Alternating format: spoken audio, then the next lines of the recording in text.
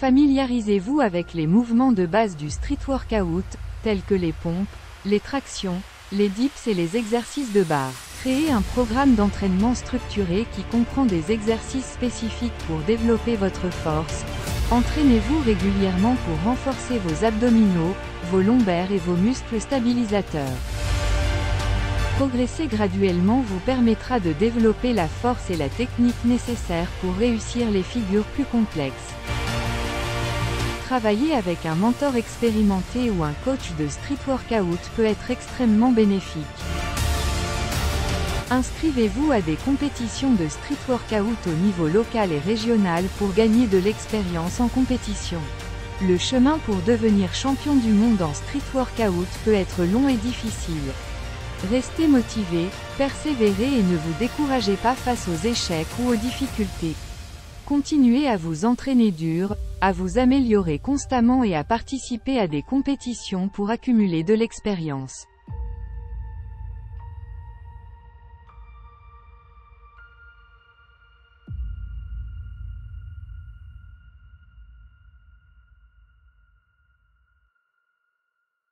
ChatGPT me coach en street workout. Ça fait un petit moment que j'ai cette idée en tête de faire cette vidéo. Et du coup c'est parti. J'ai préparé des petites questions que je vais poser à ChatGPT pour voir comment il m'aide pour débloquer des figures et comment il m'aide pour créer une programmation. Avant que la vidéo commence, je voudrais t'annoncer la sortie de ma nouvelle formation gratuite Street Workout Starter.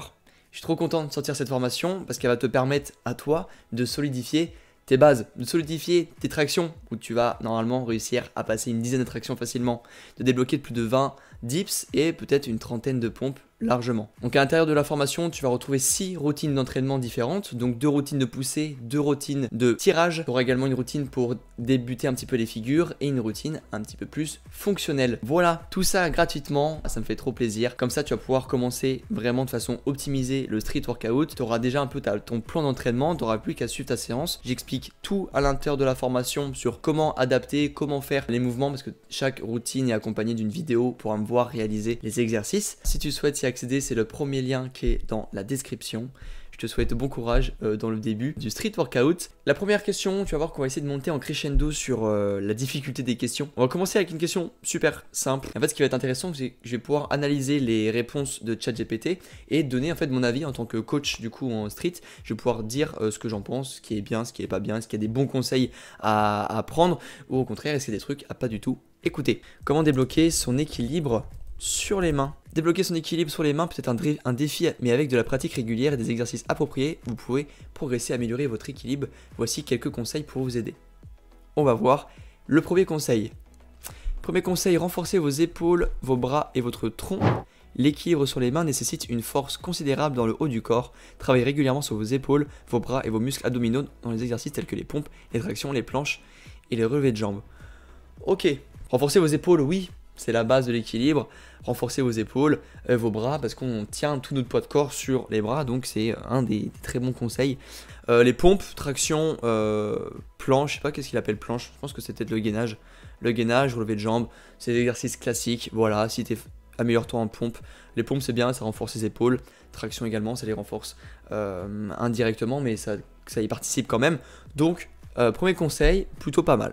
Deuxième conseil, commencez par des exercices d'équilibre de base, comme la position de la planche sur les mains ou la position de la grenouille, frog stand. Exactement, c'est parfait. Le gainage classique, bras tendus, ça renforce tes épaules et tes bras tendus. Et le frog stand qui va te permettre de comprendre ce qui va se passer avec tes doigts. Je ne sais pas s'il va parler de la position des mains après, mais il est super intéressant. Le frog stand, c'est un exo que je recommande. Utilisez un mur pour vous soutenir lorsque vous débutez. Il peut être utile de vous appuyer contre un mur pour vous aider à trouver votre équilibre et vous sentir en sécurité. Parfait, exactement. Exactement ça, une fois que tu as dépassé le cadre du frog stand, tu peux passer sur le mur. Deux façons de le faire, dos au mur, ventre au mur. Là, il le précise pas, moi je suis plus partisan du ventre au mur pour une meilleure forme, une meilleure stabilité. Même si ça fait un petit peu plus peur, je vous conseille de plus le faire ventre au mur. C'est vraiment plus intéressant, mais il est quand même intéressant de travailler dos au mur. Il y a plein d'exercices intéressants. Et comme il lui dit, au fur et à mesure, l'objectif va être de décoller en fait ses pieds pour du coup trouver son point d'équilibre et d'être de moins en moins en contact de ce mur, de moins mettre de poids dessus pour pouvoir mettre son poids sur ses mains. Conseil numéro 4, travaille sur la technique. Une bonne technique est essentielle pour maintenir l'équilibre sur les mains. Assurez-vous de la garder de garder les bras tendus, les épaules ouvertes et les doigts bien écartés pour maximiser votre stabilité. Et j'aime beaucoup, il parle des mains comme j'ai dit, épaules ouvertes, quand il veut dire ouverture d'épaule, c'est vraiment épaules poussées, de ne pas être affaissé sur son handstand, garder les bras tendus nickel, de ne pas faire l'erreur d'avoir les bras fléchis. Je pourrais même ajouter de légèrement crocheter ses doigts du coup pour avoir plus de force et plus de tension dessus. Cinquième conseil, pratiquer régulièrement. La clé pour débloquer votre équilibre sur les mains et la pratique régulière. Consacrez du temps chaque jour à travailler votre équilibre. Commencez par de courtes périodes puis augmentez progressivement la durée à mesure que vous gagnez en force et en confiance. Exactement. Putain, tous les conseils pour l'instant, c'est nickel. Donc la clé, il l'a dit, c'est la régularité. Essayez d'en faire très régulièrement. On peut quasiment en faire tous les jours, même si c'est des périodes très courtes, genre de 15 minutes.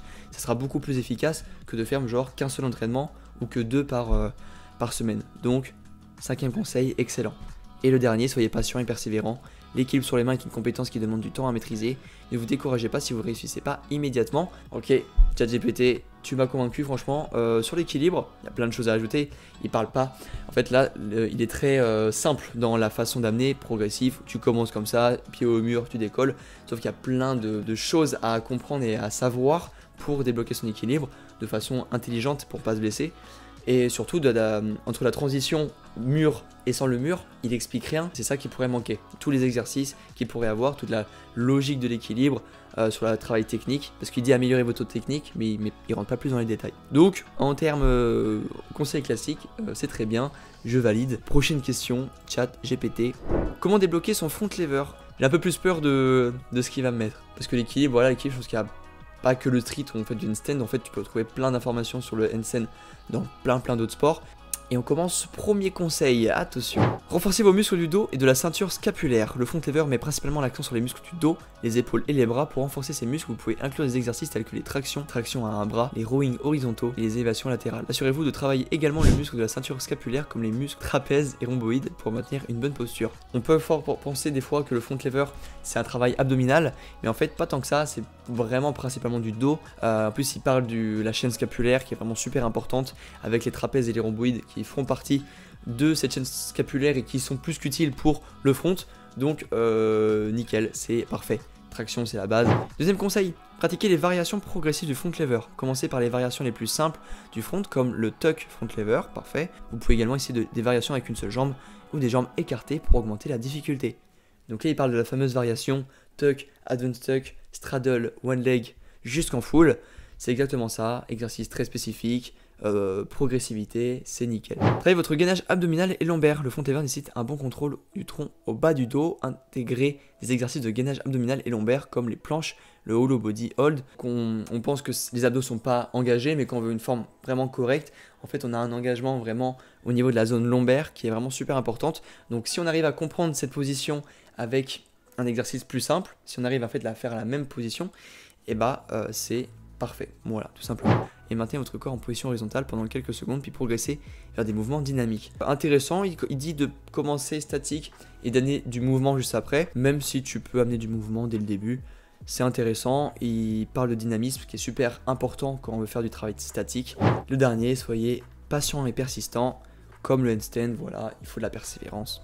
Ok. Et bah écoutez, j'aime beaucoup ces conseils. J'ai envie de dire la même chose que le handstand, c'est que les conseils sont très bien parce que il donne la base en fait de ce que travaille la figure, qu'il faut comprendre, mais en fait il va pas donner des exercices. Il va pas être spécifique, il va pas te dire fais tel mouvement pour renforcer telle chose. Et c'est ça qui va pouvoir manquer comparé à un athlète ou un coach qui lui sait tous les exercices que tu vas pouvoir amener pour du coup renforcer ton dos. Parce que là il dit que de faire des tractions, mais c'est pas que en faisant des tractions que tu vas débloquer ton front. Il parle pas par exemple des fronts négatives, il parle pas des fronts pull-up, il parle pas des fronts raise. Et voilà, donc c'est plein d'exercices comme ça qu'il aurait pu amener. C'est là qu'on voit qu'il y a une petite limite, c'est des conseils très généraux que tu peux entendre un peu partout. On avance sur une question plus complexe, j'ai envie de voir ChatGPT. Fais-moi un programme de street workout. Juste ça, pas plus de détails. Je dis pas combien de fois je vais m'entraîner, j'ai envie de voir ce qui me fait. Ok, on commence jour 1. Je sais pas comment il m'a mis le jour, je vais regarder après. Séance 1, haut du corps. Ok, donc c'est à dire qu'il a peut-être mis le bas du corps après. 5 à 10 minutes de saut à la corde ou de jogging léger. Ok, l'échauffement, pareil. Ok, donc là c'est que la température, il n'y a pas d'échauffement articulaire, musculaire. Ok, donc petit point déjà qui pourrait être amélioré. Pull-up, des tractions, 3 séries entre 8 et 12 répétitions. Ok, c'est bien, il met une fourchette de répétitions, ça peut dépendre du niveau, entre 8 et 12, c'est intelligent. Dips, 3 séries de 8-12, ok, il refait la même. Pompe, 3 séries de 10-15, pareil, ok. Rowing horizontal, donc ça c'est les tractions australiennes. 3 séries de 10-12, ok, en fait il reste toujours sur la même chose. 3 séries de 10-12, il dit ok, allez, ça va être de... On va sur l'hypertrophie, 10-12 répétitions. Handstand push-up, ah oui, carrément. Ah oui, il passe d'exercices super simples à des pompes en handstand. Ah, ou pike push-up si vous êtes débutant. Ok, même comme la variante en parenthèse, ça c'est pas mal. 3 séries de 6-10 répétitions, ok. Pike push-up intéressant, très bon exercice. Ok, travail de gainage, donc gainage sur avant, gainage sur les côtés, droite et gauche. Ça fait un petit cercle à la fin, ça renforce le haut du corps. Intelligent. Ok, je suis pas fan. Je suis pas fan pour plein de raisons. Parce que on se fait chier dans cette séance. Juste tu fais des tractions, tu fais 3 séries, tu passes au dips, 3 séries, pompe, 3 séries. Il n'y a pas de variante au niveau du tempo, pas de variante au niveau de la méthode d'entraînement. Utilise en fait principalement la méthode du set and rep, de faire des séries et des répétitions. Donc c'est ça je pense qui va être limitant sur ChatGPT, c'est qu'il n'y aura pas trop de variantes de type de méthode d'entraînement. Et on sait que le set and rep pour le street, si on est un peu plus spécifique sur les figures, c'est pas trop efficace. Après là j'ai pas détaillé, hein, j'ai mis juste street workout. Deuxième séance. Bas du corps, les jambes, j'ai envie de voir ça. Squat, 3 séries, pareil. Les fentes, 3 séries. Pistol squat, une jambe ou assisté si on est débutant. Step up, 3 séries. Glute bridge, ça c'est le hip thrust, élévation de mollet.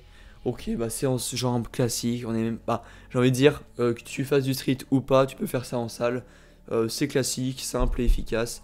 Pareil, pas trop de variations, c'est toujours des séries, des répétitions. Dernier circuit, jour 3, c'est le dernier. Donc c'est un circuit non-stop, ok. Burpees, des répétitions, jumping jack, 15 reps, mountain climber, Russian twist, plunge jack, je sais pas ce que c'est, et bicycle crunch, ça c'est les obliques. Ok, donc là on est complètement sorti du street, on est parti sur une séance abdos quoi. Séance abdos cardio. Ok, intéressant pour par exemple une perte de poids, on va dire pour amener une petite dépense énergétique un peu plus importante parce que voilà ça peut être intéressant, mais si tu veux te renforcer c'est pas du tout efficace. Si derrière tu veux faire du street, débloquer tes figures, débloquer tes tractions, dips, pompes, faire ce type de circuit, ça va t'amener pas grand chose. Mais si tu as une petite surcharge pondérale et que tu as envie de perdre un peu de masse grasse, ça peut être intéressant d'en faire par exemple en fin de séance. Tu peux faire ce circuit, je pense que tu peux vraiment l'adapter intelligemment. Pourquoi pas, ça reste des exercices classiques. Street workout, j'ai pas détaillé, il fait des exercices sans matériel, donc je peux comprendre. Ok, qu'est-ce que j'ai à dire sur cette programmation? Plein de choses à dire. La première, c'est qu'il y a peu de séances. Il n'y a que 3 séances. C'est pas que c'est pas assez, hein. Tu peux faire 3 séances et t'améliorer. Mais le problème, on travaille qu'une fois dans la semaine le haut du corps. Après, il y a écrit jour. Il n'y a pas écrit dans la semaine, tu vois. Donc jour 1, potentiellement que ton jour 1, tu pourrais le refaire une deuxième fois dans ta semaine. Exemple, tu fais le jour 1 le lundi, tu pourrais très bien le refaire le jour 1 le vendredi. Au minimum, travailler 2 fois ton haut du corps. Donc là, pareil, il dissocie pas le travail de tirage et le travail de poussée. Tu vois, il les met ensemble, il dit haut du corps et bas du corps. Tu vois que le tirage et le poussée sont dans la même séance. Comme je l'ai fait moi dans la formation Street Workout Starter, je t'ai fait des routines spécifiques de tirage et des routines spécifiques de poussée. Je trouve ça plus pertinent, même si tu peux très bien en une séance mixer les deux, c'est tout à fait possible. Après voilà, franchement, rien d'autre à dire, à part qu'il donne pas trop de conseils sur l'entraînement. Par exemple, 8-12 reps, ça veut dire quoi? Est-ce que j'en fasse 10, j'en fasse 12? J'en fais 12, mais est-ce que si j'arrive à en faire 12, mais que derrière je peux encore en faire 5, est-ce que c'est bien? Il parle pas de progressivité, il parle pas du fait que semaine après semaine, entraînement après entraînement, il faut progresser, ça il le dit pas. Donc on peut rester un petit peu sur d'autres fins. Allez, dernière question. J'ai envie de savoir un programme d'entraînement pour débloquer la full planche en street workout. Échauffement, ça reste la même chose, petit jogging. Traction, direct, premier exercice, traction. Ok, donc le truc qui a rien à voir avec la full planche, ça marche. Dips, juste après. Après, je lui ai pas dit de quel niveau je partais, donc il peut pas être au courant. Planche push-up, on peut adapter avec des tuck planche push-up qui pourraient être spécifiques et intéressants et intelligents à mettre du coup. Tuck planche hold, donc on tient en tuck, à essayer d'augmenter progressivement le temps de maintien à chaque séance. Ça c'est intéressant. Vous voyez ce que je vous ai dit juste avant, le fait qu'il disait pas de progresser, là il l'a mis ici, donc intéressant, il l'a mis progresser chaque semaine. Tirage horizontal, ok, ça c'est traction australienne. Ok, il y a 2 exercices intéressants, du coup les planches push-up que tu peux adapter en tuck planche push-up ou en lean planche push-up, et la tuck planche hold qui est juste simple et efficace, mais pour débuter qui est nickel. Séance 2, dragon flag, ok, un exercice de tirage, pile stall squat exercice de jambes, relevé de fessiers. Il a mis des jambes, il a vraiment envie de contrarier les jambes, hein, notre ChatGPT en street. Donc là, rien d'intéressant. Jour 3, full planche spécifique, j'ai hâte de voir ici. Tuck planche hold, ok nickel, il en remet, nickel. Dès le premier exercice, donc plus spécifique, du tuck hold, nickel. Planche line, de la ligne au sol, donc là tu penches le corps en avant pour faire une ligne planche, donc un très bon exercice. Straddle planche hold, et direct, on a la straddle. Donc il y a 2 exercices de hold, du tuck et la straddle qui est beaucoup plus dur que la tuck, donc peut-être la straddle avec élastique, avec un gros élastique,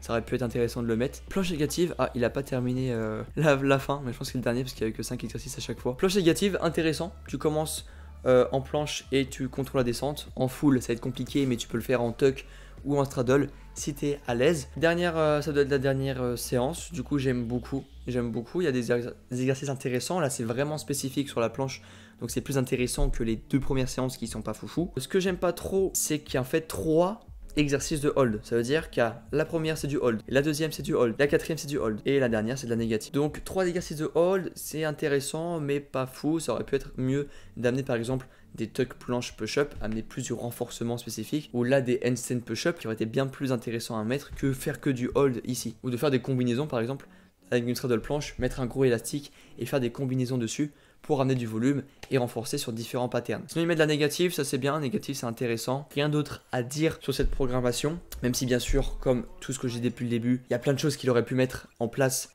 comme autre exercice. Mais bon, il n'y a que en tant qu'athlète et que coach qu'on connaît ces exercices optimisés pour débloquer sa planche. J'étais surpris, je pensais pas qu'il aurait été des fois dans autant de détails ou des conseils plutôt pertinents.